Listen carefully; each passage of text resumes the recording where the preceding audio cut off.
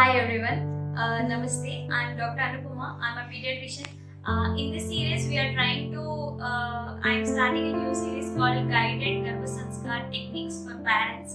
So, in this series, my first video, I want to talk about nutrition for the mother and simple diet practices which she has to follow in routine to get good benefits in the for baby and mother. In this topic, first important point is. First, mother has to realize that she is eating not only for herself, but one baby is growing inside and the baby is also waiting for the food. And she has to give food for the fetus also at good particular interval. She should not delay it for any other circumstances. Okay, so this is the first important point she should be aware of. Second thing is, whatever she eats, it should be a balanced diet. So what do you mean by balanced diet? So many were talking regarding balanced diet recently. So balanced diet is nothing but simply it should contain an equal proportion of carbohydrates of 40 to 50% and protein of 20 to 30% and fat of 10 to 20%. This constitutes a balanced diet along with good minerals and vitamins and antioxidants. She has to follow balanced diet. What is the balanced diet? We will discuss later. So third one is her posture. She has to sit in a correct spine straight manner while she is eating, or most of the time she has to maintain this posture, because when she bends it will create some pressure over the baby or the uterus, which will be very uncomfortable for the baby during eating or while doing her normal activities at home. So during eating it is especially important to sit with straight spine and then eat food. So that is the third most important point. Fourth important point is, in Garbhasanskar in our Vedas it was told that if we eat food with good respect and love towards the food, because of the food only we are thriving. And I was discussed in early videos, we are initially born with 3 kgs to 4 kgs weight, and now we are attaining a weight of 70 to 60 kgs. All this extra weight is just because of our daily intake of food. It is slowly accumulating in our body and giving energy for production of new cells, and our body is growing nicely. So our entire life is dependent upon food. One should give respect to the food, then only the food which we are taking will act in a more positive way and it will give even more positive results for us. Garbhasanskar recommends to do prayer before eating any sort of food. Just try this simple tip. Whenever you are eating, just make a habit that you put namaskar or recite one prayer which you are very familiar with, simple prayer for Annapurna Devi or anyone you like. It will give very great benefits. You should recite some prayer, or anyone can just imagine your God and be thankful for the God for the food they have given today. Number 5 is, mother should eat in a particular way so that she don't avoid cravings or she won't eat only craving food. What this means is, every pregnant woman have some cravings which will start in her 4th or 5th month of pregnancy, which we discussed in earlier videos, and these cravings are very important. These are signals from the fetus that baby wants particular sort of food. Okay, because baby has her own taste, she wants to exhibit through her mother. So if mother eats, then only baby will get satisfied and growth of the fetus will be better.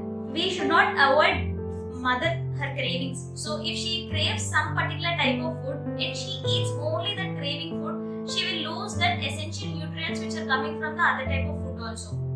So she should be aware that she should balance her cravings in a such a way so that she has to complete her craving, at the same time she has to finish her balanced diet for a particular day. Okay. Next is, the diet should be even more healthier, like it should be hot or warm so that it can be easily digestible, and it is always freshly prepared food, and it should not contain so many fermented products or processed food.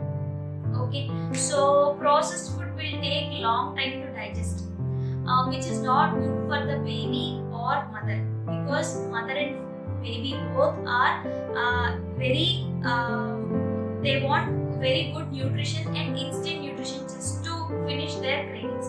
So her appetite will increase. She has to follow her appetite. If she is not hungry, no one should force her to eat something. Rather, they should see why she is not feeling hungry, if there is any other problem, because even with low hemoglobin or anemia will also completely suppress her appetite. So if that is there, you should identify the problem rather than asking her or forcing her to eat something. Identify the problem why and follow hunger calls. Okay. Next thing is carbohydrates. Rice or chapati, anything you can eat, which should constitute some 40 to 50% of your diet. And proteins will be like legumes or whatever you eat, beans or daily pulses and all will contain proteins. And fat is given by ghee or clarified butter. So nowadays there are many recent studies and many were telling about the clarified ghee and its importance. Previously, it was accused as ghee is a very harmful substance which causes so many diseases like atherosclerosis and all, which is causing more incidents of heart attacks or blood pressure or lifestyle diseases and all. But now again, research has been turned its way and because by knowing the benefits of clarified butter. So simple logic is fat can only cut the fat. So by giving the important fat, so we should know what is good fat, what is bad fat.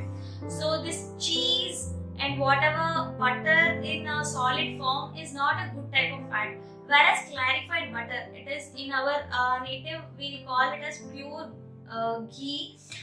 This ghee is very helpful for and it contains many essential fatty acids like omega-3 and omega-6 fatty acids, which is useful for baby brain development. So Garbhasanskar recommends to eat 1 to 2 spoons of ghee before starting the meal.